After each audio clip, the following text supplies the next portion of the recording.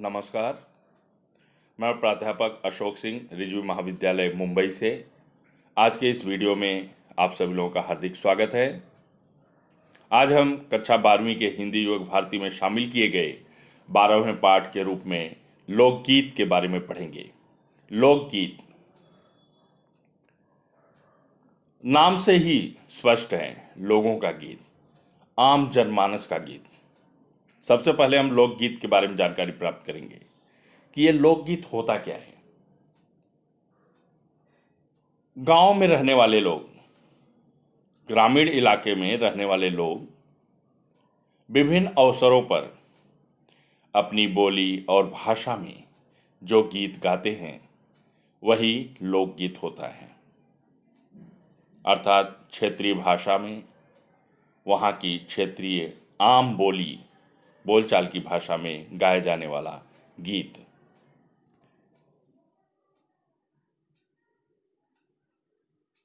सबसे पहले हम विधा परिचय प्राप्त कर लेते हैं। प्रस्तुत काव्य लोकगीत का एक प्रकार है।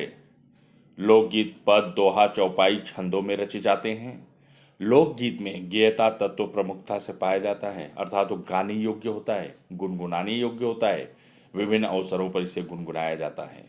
ये लोकगीत मुख्यतः जनसाधारण के त्योहारों से संबंधित होते हैं तथा त्योहारों की बड़ी ही सरस अभिव्यक्ति इन लोकगीतों में पाई जाती है।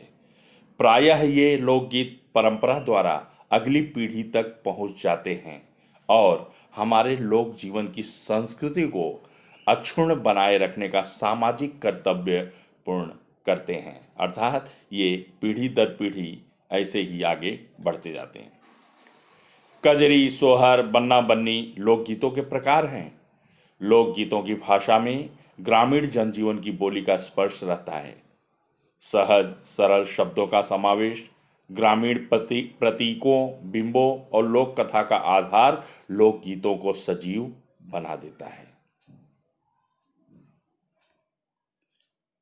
अभी हमने विधा परिचय पढ़ा, अब हम पाठ परिचय की तरफ बढ़ते हैं। प्रस्तुत काव्य लोकगीत में पहले लोकगीत में वसंत ऋतु के आगमन पर प्रकृति में होने वाले परिवर्तन का सजीव वर्णन चित्रित हुआ है।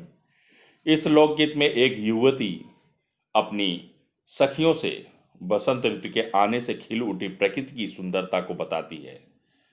सरसों का सरसना, अलसी का अलसाना, धरती का हरसाना, कलियों का मुस्काना, खेत, तन और मन का इंद्रधनुष की तरह रंगना, आंखों का कजराना, बगिया का खिल उठना, कलियों का चटक उठना और अंत में वियोग की स्थिति अर्थात विरह की स्थिति। जब प्रेमी युगल बिछड़ते हैं तो उसको वियोग या विरह कहते हैं। वियोग की स्थिति इस लोकगीत में व्यक्त जनमानस की भावना को कलात्मक अभिव्यक्ति प्रदान करती है। दूसरे लोकगीत कजरी में सावन भादों के महीने में प्रकृति का सुंदर और मनमोहक दृश्य चारों ओर दिखाई देता है। नवविवाहिताएं जिनकी नई नई शादी हुई रहती है मायके आती हैं अपने माँ के घर। युवतियां हर्षित हो जाती हैं, बहुत प्रसन्न हो जाती हैं। पेड़ों पर झूले पड़ते हैं। वर्षा से पूरी धरती हरी भरी हो उठती है। नदियां बहती हैं, त्योहारों की फसल उगाती हैं। सबके चेहरे चमक दमक उठते हैं, अर्थात सभी के चेहरों पर खुशियां ही खुशियां दिखाई देती है। यही भाव सावन के गीत इस कजरी में प्रस्तुत हुआ है, व्यक्त हुआ है, जो कि लोगों को आनंद विभोर कर देती है, लोगों को प्रसन्न कर देती है।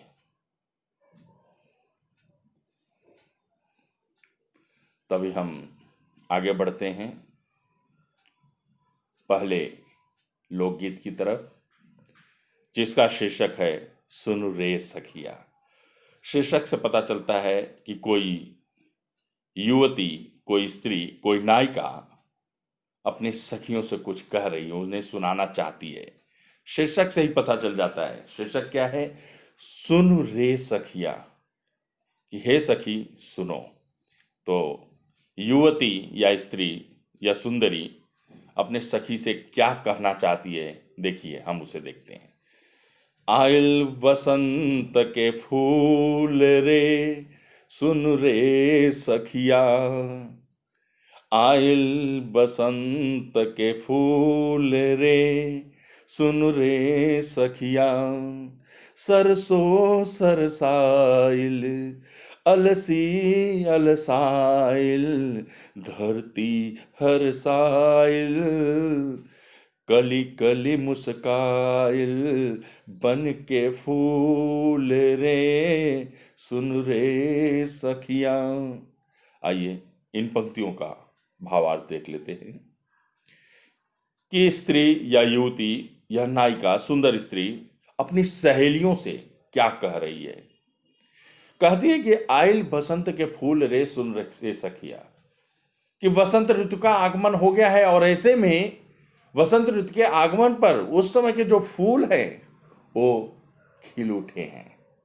फूल अपनी सुगंध को बिखेरने लगे हैं, फूल मुस्कुराने लगे हैं, फूल खिल उठे हैं और उनकी खुशबू फैलने लगी है। और ये खबर वो युवती सुना रही है, बता रही है अपनी सहेलियों को। क्या बता रही है? हे सखी सुनो, वसंत ऋतु का आगमन हो चुका है और फूल जो है खिल चुके हैं, अपनी खुशबू को चारों तरफ बिखेरने लगे हैं। फिर क्या, बसंत के आगमन से सरसों सरसाइल, अर्थात सरसों फूल गई है, सरसों में भी फूल लग गए हैं। अलसी अलसाइल, और अलसी जिसको हम फ्लैक्स सीड बोलते हैं वो अलसाने लगी है, अर्थात तीसी भी कहा जाता है इसे, वो अलसाने लगी है। धरती हरसाइल, और जो धरती है वो भी प्रसन्न हो उठी है, खुश हो उठी है। हरसाइल मतलब प्रसन्न होना। अब ये प्रसन्नता का वातावरण, चाहे सरसों का जो है सरसाना हो, अलसी का अलसाना और धरती का हरसाना, ये परिवर्तन किसकी वजह से हुआ है? वसंत ऋतु के आगमन के कारण। कली कली मुस्काइल बन के फूल रे, सुन रे सखिया। जो कली थी, कलियां सब जो है मुस्कुराने लगी हैं, सब फूल के रूप में परिवर्तित हो गई हैं, सब फूल बन गई हैं। हे सखी, इस तरह का परिवर्तन, इस तरह का वातावरण, इस तरह का दृश्य हमें वसंत ऋतु के आगमन के कारण जो है देखने को मिल रहा है। चारों तरफ जो है हरियाली ही हरियाली दिखाई दे रही है और धरती ऐसा प्रतीत होता है जैसे कि उसने धानी रंग की चादर ओढ़ ली हो।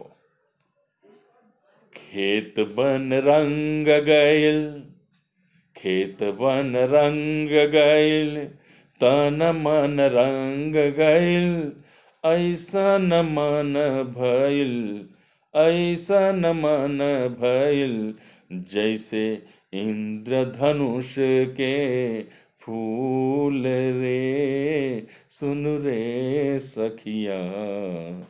यहाँ पर जो है युवती क्या कह रही है कि वसंत ऋतु के आगमन के कारण, हे सखी, वसंत ऋतु के आगमन के कारण खेत और वन सब रंग चुके हैं, सब रंग गइल मतलब रंग चुके हैं। कैसे रंग चुके हैं? हरे भरे हो गए हैं, हरियाली से भर उठे हैं। इतना ही नहीं, रंग जाना मतलब तरह तरह के रंग बिरंगे फूल खिल उठे हैं, तरह तरह के रंग बिरंगे फूल खिल उठे हैं। खेत में जो है फसल लहलहा रही है, इसके कारण वो जो है हरे रंग के दिखाई देने लगे हैं, हरियाली ही हरियाली जो है। अब जैसे सरसों का फूल ऊपर कहा गया, तो सरसों का फूल जब खिलता है तो वो जो है पीले रंग का होता है। तो इस तरह से वो रंगीन वातावरण दिखाई दे रहा है, खेत भी रंगीन हो गया है। तन मन रंग गए, तन और मन मतलब मनुष्य का तन मन भी रंग गया, वो भी जो प्रसन्नचित है, और धरती का तन मन रंग गया। यहाँ पर धरती भी जो है पूरी हरियाली से भर उठी है। इतना ही नहीं, ऐसन मन भइल, ऐसा मन लग रहा है, ऐसा महसूस हो रहा है। कैसा? प्रसन्नता।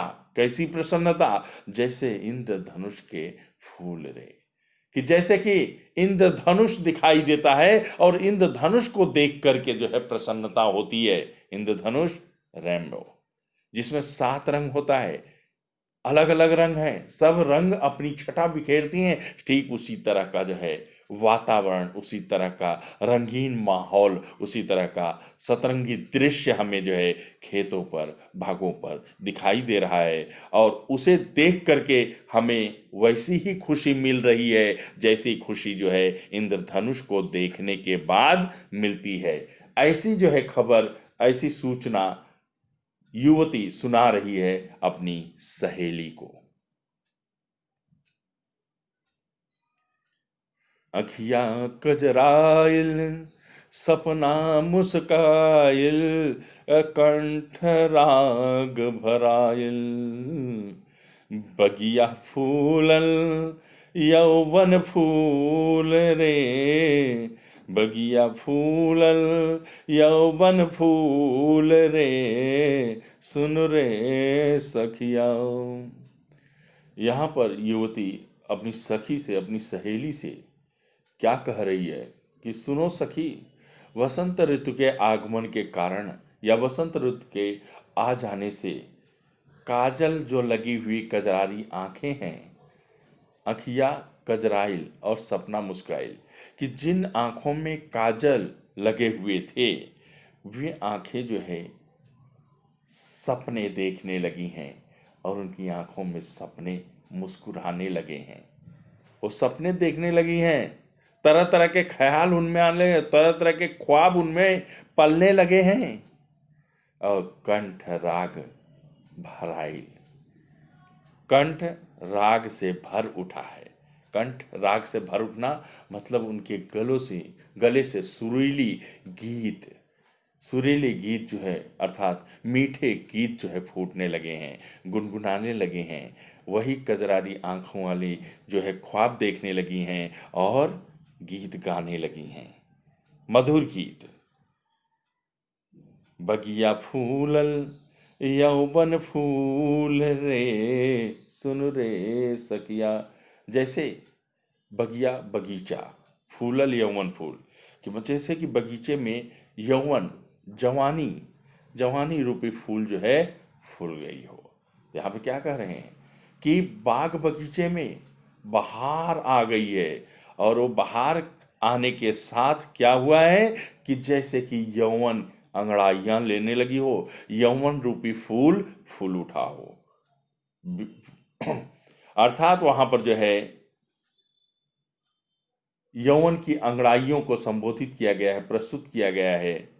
और इसकी सूचना जो है युवती, सुंदर स्त्री युवती अपनी सहेलियों को दे रही है कि मतलब जो यौवन अर्थात नौजवान होते हैं, नवयुवती होती हैं, सब मदमस्त हो जाती हैं, मस्ती में आ जाते हैं, मस्ती से भर उठते हैं। वही यौवन फूलना हुआ। बहे मस्त बयार, बहे मस्त बयार, झर झर झरे प्यार, बहे मस्त बयार, झर झर झरे प्यार, रंग गइल तार तार, हर मनवा गुलाब के फूल रे, सुन रे सखिया। यहाँ पर बतलाया गया है, युवती अपनी सहेली से कह रही है कि वसंत ऋतु के आगमन से, वसंत ऋतु के आगमन से बहुत मधुर और मस्त जो है बयार अर्थात हवा चलने लगी है। बयार हवा बहने लगी है, मस्त। अब मस्त हवा मतलब जोश भर देने वाली, मन को भाने वाली, शीतल, जो कि अच्छी लग रही है, ऐसी हवा बहने लगी है। मानो झरझर झरे प्यार, कि सबके हृदय में प्यार ही प्यार हो और वो प्यार जो है बरसने लगा हो, झरने लगा हो। रंग गैल तार तार, हृदय का तार तार रंग गया हो, अर्थात उस प्यार से प्रभावित हो उठा है। वसंत ऋतु के आगमन के कारण सिर्फ धरती का ही रंग रूप नहीं बदला, बल्कि हवाओं में भी वो मस्ती आ गई है। लोगों के हृदय में भी प्यार उमड़ आया है और उसका रंग उनके ऊपर, उनके हृदय पर, उनकी बातों में दिखाई देने लगा है। हर मनवा गुलाब के फूल रे, सुन रे सखिया। यहां पर कह रहे हैं हर मनुष्य का जो मन है वो गुलाब के फूल जैसा हो गया है। हर मनुष्य का मन गुलाब के फूल जैसा हो गया है। जैसे गुलाब का फूल जो है खिल करके मुस्कुराने लगा है, अपनी खुशबू को बिखेरने लगा है, ठीक उसी तरह जो है हर मनुष्य का मन भी मुस्कुरा उठा है गुलाब के फूल की तरह, और वो अपनी खुशबू को चारों तरफ जो है फैलाने लगा है। ऐसी स्थिति, ऐसा दृश्य वसंत ऋतु के आगमन के कारण ही हुआ है। बगिया मुस्काइल, कली कली चिटकाइल, भौरा दल दौड़ी आइल, ओ भौरा दल दौड़ी आइल, गौरैया के माथे करिया फूल रे, सुन रे सखिया। यहाँ पर युवती कह रही है कि पूरा बाग जो है मुस्कुराने लगा है, बाग बगीचे मुस्कुराने लगे हैं, मुस्काइल मुस्कुराने लगे, चारों तरफ जो है बगीचे में भी मुस्कान फैल गई है, अर्थात लोग प्रसन्न चित्त हैं, सब खुश दिखाई दे रहे हैं। कैसे? कली कली चिटकाइल, जो कलियां थी सब विकसित हो गई हैं, सब विकसित हो गई हैं। अब उनका स्वरूप बदल गया, अब वो चिटक करके फूल का रूप धारण कर ली हैं, और जिन्हें देख करके, जिन पर मोहित हो करके, आकर्षित हो करके भौरों का झुंड, भौरा दल, भौरों का झुंड, भौरों का झुंड उन पर आ उमड़ता है, दौड़े हुए चले आते हैं, प्रसन्न होकर के उन फूलों पर मंडराने लगते हैं। कौन से फूलों पर मंडराने लगते हैं? जो कली से जो है फूल के रूप में परिवर्तित हो चुकी हैं और अपनी खुशबू वहां पे फैला रही हैं। अब यहां पर क्या कहते हैं कि गौरैया के माथे करिया फूल रे, गौरैया स्पैरो, चिड़िया, गौरैया के माथे पर देखिए जो है एक काला टीका जैसे लगा होता है। यहाँ पर जो है लोकगीत के जो भी कवि हैं उन्होंने बहुत ही अच्छा प्रतीक और अवलंबन लिया है।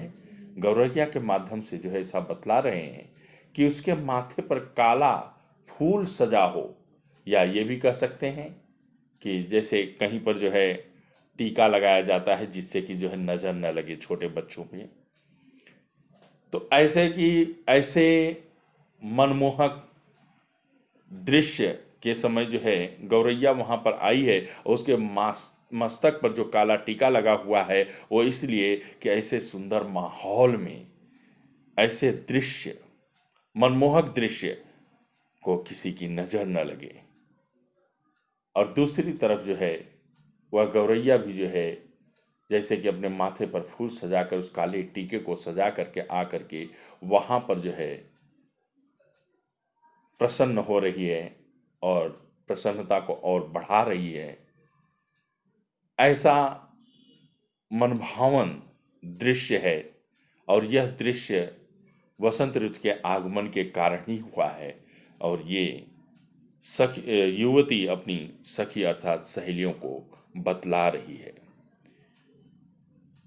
फिर आगे क्या कहते हैं कि आंख चुभे कजरा के कांट भय से जरा, कांट भय से जरा, आंसू भीगे अचरा, पिया बो गए बबुल के फूल रे, पिया बो गए बबुल के फूल रे, सुन रे सखिया।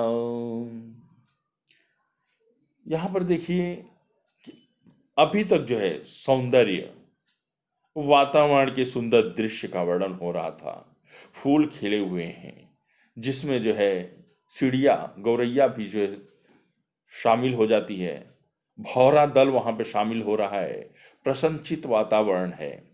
और ये खबर जो है, युवती ये अच्छे प्रसंग को प्रस्तुत कर रही है अपने सहेली के साथ, सहेली को बता रही है। अब यहां पर आ जाता है आंख चुभे कजरा, कि आंखों में जो काजल लगे हुए हैं वो चुभने लगे हैं। आंखों में लगे हुए जो काजल है वो अब चुभने लगे हैं। क्यों चुभने लगे हैं? क्योंकि बसंत ऋतु का आगमन हो गया है, लेकिन उसके प्रियतम उसके पास नहीं है, उसका प्रेमी उसके पास नहीं है, वो उससे दूर है। तो जो विरह की अवस्था होती है, ये सब जो मौसम होते हैं, चाहे सावन का मौसम हो या वसंत ऋतु के आगमन का, ऐसे में प्रिय मिलन की वेला होती है। प्रेमी युगल एक दूसरे से मिलने के लिए उत्सुक हो जाते हैं, व्याकुल हो जाते हैं। और जहाँ पर प्रेमी युगल पास न हो, एक दूसरे से दूर हो, तो वहाँ पर उनका दुख और अधिक बढ़ जाता है। तो यहाँ पर ठीक वही स्थिति है कि ऐसे जो है मिलन की बेला में, जहाँ पर प्रेमी युगल को एक दूसरे के पास होना चाहिए, वो पास नहीं है। ऐसे में जो है वह युवती अपनी सखियों से, अपनी सहेलियों से क्या कह रही है कि आंख चुभे कजरा और कांट भय से जरा, आंसू भीगे अचरा, कि आंखों में जो काजल लगे हुए हैं वो चुभने लगे हैं। किस लिए? क्योंकि उसके प्रियतम पास नहीं है। इसलिए काजल जो है कष्टदायी हो गए हैं। अब वो अच्छे नहीं लग रहे हैं, उसके आंखों की शोभा को नहीं बढ़ा रहे हैं, या उनके लगने से अब जो है उनको ख्वाब नहीं दिख रहे हैं, बल्कि वो अब कष्टदायी हो गए हैं, अच्छा नहीं लग रहा है। फिर क्या करें? काट भई से जरा, जो सेज है, जो बिस्तर है, ऐसा लग रहा है जैसे उसमें कांटे हैं, वो चुभने लगे हैं, दुखदाई बन गए, दर्द देने लगे हैं, कष्ट को बढ़ा रही हैं। आंसू भीगे अचरा, और दुख के आंसू बहने के कारण जो आंचल है वो भीग चुका है। ये सभी परिस्थिति या मनमोहक दृश्य के समय कैसे प्रतीत हो रहे हैं? पिया बो गए बबुल के फूल रे, सुन रे सखिया, कि ऐसा लगता है सहेली, सखी, कि प्रिया मुझसे दूर हैं और वो मिलने के समय भी ऐसी पावन बेला पे नहीं आए, अर्थात जैसे कि उन्होंने जो है बबुल के कांटे बो गए हों, बबुल के फूल बो गए हों। अर्थात यह जो है मनोरम दृश्य भी, मनमोहक दृश्य भी, जो मिलन की वेला जैसे प्रतीत हो रहा था, वो अब जो है कष्टदायी लगने लगा है, बबुल के कांटों के समान लगने लगा है। अर्थात ऐस जिसके प्रेमी या पति दूर होते हैं, तो सावन का महीना भी उन्हें रास नहीं आता है, या वसंत ऋतु के आगमन पर जहाँ चारों तरफ फूल की खुशबू फैली रहती है और लोग प्रसन्नचित्त दिखाई देते हैं, पशु पक्षी भी उस प्रसन्नता में शामिल हो जाते हैं, ऐसे समय पर उनका दुख बढ़ जाता है। बहुत ही अच्छे ढंग से यहाँ पर वसंत ऋतु के आगमन के मनमोहक दृश्य को और एक विरहिणी के, अर्थात जिसका पति उससे दूर हो, उसके विरह व्यथा को प्रस्तुत किया गया है। अब हम आगे बढ़ते हैं दूसरे भाग की तरफ, जिसका शीर्षक है कजरी। कजरी वैसे तो जो है हर एक क्षेत्र में गाया जाता होगा, लेकिन यहाँ पर जो कजरी प्रस्तुत किया गया है, ये उत्तर भारत क्षेत्र में गाया जाने वाला सावन महीने का एक प्रमुख लोकगीत है, जो खास करके पूर्वी और उत्तरी उत्तर प्रदेश और बिहार के कुछ हिस्सों में इसी तरह से गाया जाता है। तो चलिए हम लोग जो है कजरी का आनंद लेते हैं कि सावन सावन आई गए मन भावन, सावन आई गए मन भावन, बदरा घेरे घेरे आवैना। सावन आई गए मन भावन, बदरा घेरे घेरे आवैना। बदरा गरजई बिजुली चमकई, पवन चलते पुरवैयाना। सावन आई गए मन भावन, बदरा घिर घिर आवैना।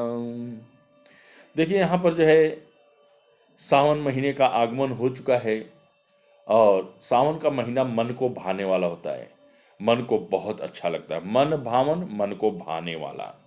तो मन को भाने वाला जो सावन का महीना है उसका आगमन हो चुका है। और ऐसे समय पे क्या हो रहा है कि बदरा घेरी घेरी आवैना, कि सावन महीने के आगमन पर बादल भी घिर आते हैं, बार बार घिर आ रहे हैं। बादल आने के कारण क्या हो रहा है कि बदरा गरजई और बिजली चमके, कि बादल जो है गरज रहे हैं और बिजली चमक रही है। हवा भी पूर्व दिशा की तरफ से बहने वाली पूर्वैया हवा चलने लगी है। अर्थात ऐसे समय पे रिमझिम रिमझिम बारिश होती है। तो क्या कहते हैं कि सावन महीना के आगमन, मन को भाने वाले सावन महीने का जैसे ही आगमन होता है वैसे ही बादल घिर आते हैं, बिजली चमकने लगती है और पुरवैया हवा बहने लगती है। और इसी के साथ जो है रिम झिम मेहा बरसे, कि मेहा मतलब बादल, बादल जो है रिमझिम बरसने लगते हैं, अर्थात लगातार बारिश होने लगती है। धरती का नहवावैना, और इस पृथ्वी को नहलाने लगते हैं, अर्थात पृथ्वी को भिगाने लगते हैं, इस धरती को स्नान कराने लगते हैं, इसको पूरी तरह से गीला कर देते हैं या सराबोर कर देते हैं। दादुर मोर पपीहा बोले, और जियरा मोर हुलसावैना, कि ऐसे समय पे जब जो है रिमझिम बरसात होने लगती है, रिमझिम बरसते बादलों को देख करके दादुर मोर पपीहा सब प्रसन्नचित हो जाते हैं और अपनी अपनी बोली में अपनी खुशियां व्यक्त करने लगते हैं। और जिसे सुन करके मनुष्य का जो मन है, जियरा मन हुलसावेना, वो प्रसन्न होने लगता है, मनुष्य आह्लादित हो जाता है दादुर मोर और पपीहे की बोली को सुन करके, उनके मधुर आवाज को सुन करके, उनके खुशियों को व्यक्त करने वाले जो है तरीकों को सुन करके। अर्थात यहाँ पर प्रकृति भी उस मन भावन सावन का आगमन पे खुशियों में शामिल हो जाते हैं या उसका स्वागत करते हैं। जगमग जगमग जुगनू डोले, सब कई जियरा लुभावैना, कि सावन महीने के आगमन पर अंधेरी रात में जगमग जगमग करके जो है जुगनू भी इधर उधर उड़ता है, डोलता है। वह दृश्य देख करके मन को बहुत अच्छा लगता है। लता बेल सब फूलन लागी, उम्मा की डरिया डरियाना, कि जितने भी जो है लता बेल या दूसरे पेड़ पौधे होते हैं सब में हरियाली आ जाती है, सब फूलने लगते हैं।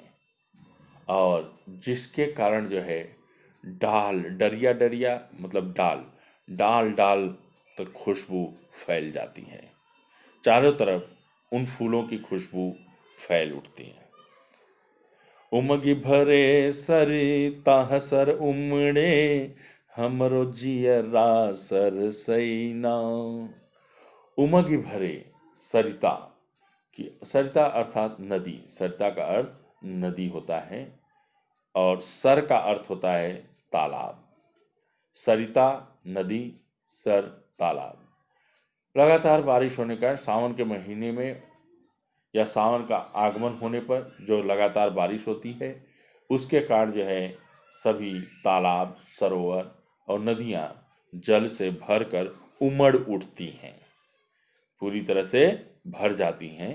और उन्हें देखकर हमरो जियरा सरसेना।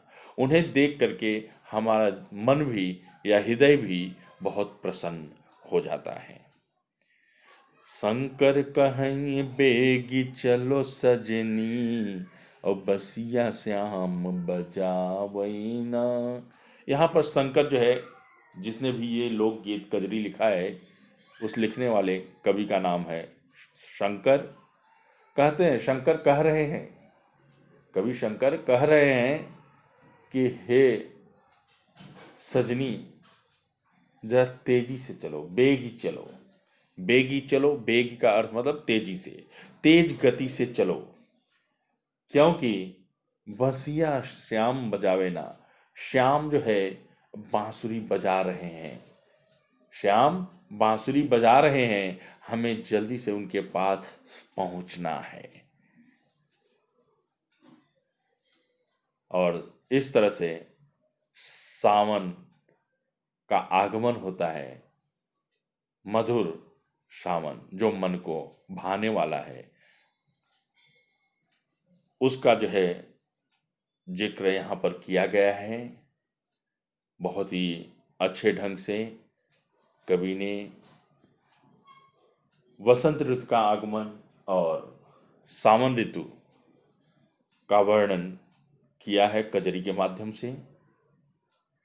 चलिए हम शब्दार्थ देख लेते हैं। सुन रे सखिया, आइल आया, सरसाइल फूलों से लद गई, हरसाइल हर्षित होना, गैल गया भैल हुआ, कजराइल काजल लगाया, चिटकाइल चटक कर खिल उठी, करिया काला सेजरा सेज, अचरा आंचल।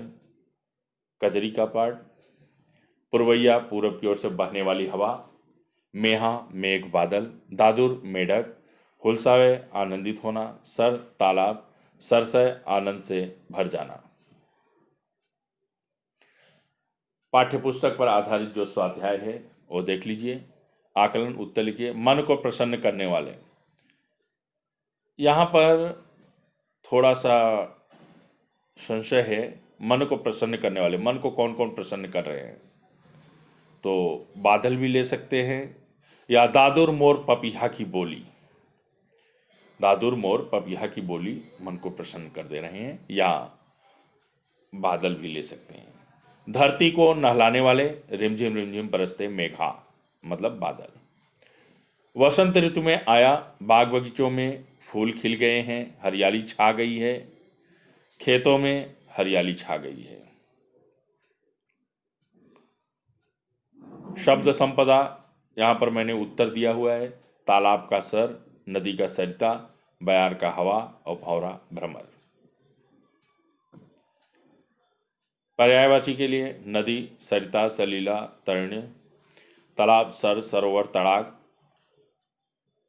हवा वायु पवन समीर, फूल सुमन कुसुम पुष्प, वन विपिन अरण्य जंगल, बगीचा बाग उद्यान कुसुमावली, उपवन भी ले सकते हैं बगीचा का। बादल घन मेघ जलद, धरती पृथ्वी वसुंधरा धरा, आंख नेत्र नयन लोचन। अभिव्यक्ति के लिए सावन बड़ा मन भावन, इस विषय पर अपने विचार व्यक्त कीजिए। अर्थात जहां पर अपने विचार व्यक्त करने के लिए दिया जाता है वहां पे हम थोड़े स्वतंत्र हो जाते हैं। आपका थोड़ा विचार इससे अलग भी हो सकता है, देखते हैं। सावन बड़ा मन भावन, अर्थात सावन का महीना मन को अच्छा लगता है, मन को भाने वाला होता है। सावन के आगमन से धरती सज संवर जाती है, चारों तरफ हरियाली आ जाती है, नदी तालाब सब भर जाते हैं, मनोरम दृश्य के साथ साथ वातावरण मन को भाने लगता है। बादल घिर आते हैं और गर्जना के साथ जब बरसते हैं तब दादुर मोर पपीहा, दादुर का अर्थ मेढक होता है, दादुर मोर पपीहा अपनी आवाज में खुशियां व्यक्त करने लगते हैं। बिजली का चमकना, मेघ का रिमझिम बरसना और जुगनू का जगमग करना बहुत अच्छा लगता है। पुरवैया हवा का झोंका व बेल लता का फूलना वातावरण में उमंग व उल्लास को भर देता है, जिससे सभी मनुष्यों का हृदय भी आनंदित हो उठता है। गर्मी से छुटकारा मिल जाता है, पशु पक्षी और पेड़ पौधे सब तृप्त हो जाते हैं और चारों तरफ हरियाली ही हरियाली लहलाती है। अतः सावन का महीना बड़ा मन भावन होता है, सबको अच्छा लगता है। वसंत के आगमन पर प्रकृति खिल उठती है, इस तथ्य को स्पष्ट कीजिए। वसंत के आगमन पर चारों तरफ फूल की खुशबू फैल जाती है। सरसों फूलने लगती है, अलसी अलसाने लगती है और चारों तरफ फूल ही फूल व हरियाली ही हरियाली होती है। लोग प्रसन्न हो उठते हैं, रमणियों के मन में अरमान मचलने लगते हैं, सपने देखने लगती हैं, मधुर गीत गुनगुनाने लगती हैं। बाहर आने से यौवन भी अंगड़ाई लेने लगता है। मनुष्य का मन भी प्रभावित होता है, गुलाब की तरह खिल उठता है, कलियां खिल उठती हैं और भौरे मंडराने लगते हैं, गौरैया भी इतराने लगती है। प्राकृतिक सौंदर्य बढ़ जाता है, धरती का कोना कोना सजा सवरा सा दिखता है, चारों तरफ हरियाली और फूल ही फूल, सुगंधित वातावरण दिखाई देता है और मधुर संगीत सुनाई देता है, जिससे प्रकृति के साथ साथ मनुष्य भी खिल उठता है, अर्थात प्रसन्न हो जाता है। रसास्वादन के लिए यहाँ पर नमूना के रूप में आपको जो है उत्तर दिया गया है। वसंत और सावन ऋतु जीवन के सौंदर्य का अनुभव कराते हैं। इस कथन के आधार पर कविता का रसास्वादन कीजिए। यहाँ पर देखिए आधार दिया गया है, किस आधार पे। वैसे रसास्वादन के मुद्दे भी दिए गए हैं, उन मुद्दों के आधार पर भी किया जा सकता है। अगर मुद्दों के आधार पर पूछा जा रहा है ठीक है, नहीं तो यहाँ पर जो मुद्दे दिए गए हैं उसको आधार मान करके हमको रसास्वादन पूरा करना है। शीर्षक लोकगीत, सुन रे सखियां और कजरी। वसंत ऋतु के आने पर चारों तरफ फूल खिल जाते हैं, अपनी खुशबू बिखेर देते हैं। बाग बगीचों व खेतों में भी खिले हुए फूल और हरियाली दिखाई देते हैं। ऐसा प्रतीत होता है जैसे धरती ने धानी रंग की चादर ओढ़ रखी हो। भौरे गुनगुनाने लगते हैं, कजरारी आंखें सपने सजोने लगती हैं। बाहर आने से यौवन अंगड़ाई लेने लगती है और मस्त होकर मधुर गीत गुनगुनाने लगते हैं। तन मन प्रसन्न हो जाता है। सावन के आने पर बादल घिर आते हैं, बिजली चमकने लगती है और पूर्वैया हवा चलने लगती है। रिमझिम बारिश होने लगती है, चारों तरफ हरियाली छा जाती है। दादुर मोर पपीहा अपनी आवाज में खुशियां व्यक्त करने लगते हैं। नदी तालाब सब सराबोर हो जाते हैं। अंधेरी रात में जुगनू जगमगाता है और प्रकृति का मनोरम दृश्य देखते ही बनता है। अतः वसंत और सावन ऋतु के आने से प्राकृतिक सौंदर्य बढ़ जाता है और जीवन आनंदमय हो जाता है। वातावरण सुगंधित और संगीतमय बन जाता है। लोग उमंग, जोश और उत्साह से भर जाते हैं। आप लोगों ने कहावत सुना होगा, कहा जाता है अक्सर सावन और वसंत ऋतु, ये दोनों का जो है हमारे साहित्य में बहुत अधिक महत्व है, 12 मासे में के रूप में। कहावत भी आप लोगों ने सुना होगा, कहा जाता है कि सावन में अंधे को भी दिखाई देने लगता है। ये मस्ती है। और सावन में अंधे को भी जो चारों तरफ हरियाली दिखती है। और दूसरी, होली का जो अवसर आता है, वसंत ऋतु का आगमन, कि होली में भी जो जेठ है या ससुरा है वो भी देवर लगता है। तो ये मस्ती होती है कि ये दोनों के ऋतुओं के आगमन पर ही जो है मस्ती आ जाती है लोगों में और वे सब कुछ भूल जाते हैं, मस्ती में भाव विभोर हो जाते हैं। साहित्य संबंधी सामान्य ज्ञान। लोकगीतों की दो विशेषताएं हैं। लोकगीत गेय होते हैं। लोकगीत जनसाधारण के त्योहारों से संबंधित होते हैं। लोकगीतों के दो प्रकार, सोहर और कजरी। बिरहा भी है, चैता भी है। निम्नलिखित शब्द समूह के लिए कोष्टक में दिए गए शब्दों में से सही शब्द चुनकर शब्द समूह के सामने लिखिए। मन का गर्व अहंकार, आंतरिक प्रसन्नता हर्ष, जिस वस्तु का मूल्य आंका न जा सके अमूल्य, धार्मिक विषयों पर दिया जाने वाला व्याख्यान प्रवचन, किसी अच्छे कार्य से प्रसन्न होकर दी जाने वाली धनराशि पुरस्कार, प्रिय व्यक्ति की मृत्यु पर प्रकट किया जाने वाला दुख शोक, बड़ों के प्रति किया जाने वाला अभिवादन प्रणाम, कम व्यय करने वाला मितव्ययी, आकाश को चूमने वाला गगनचुंबी, जो विधि या कानून के विरुद्ध हो अवैध, क्षमा के लिए प्रार्थना करने वाला क्षमा प्रार्थी, सभ्य पुरुषों का आचरण शिष्टाचार, मन को हारने वाला मनोहारी, जो दिखाई न दे अदृश्य, जो खाने योग्य न हो अखाद्य।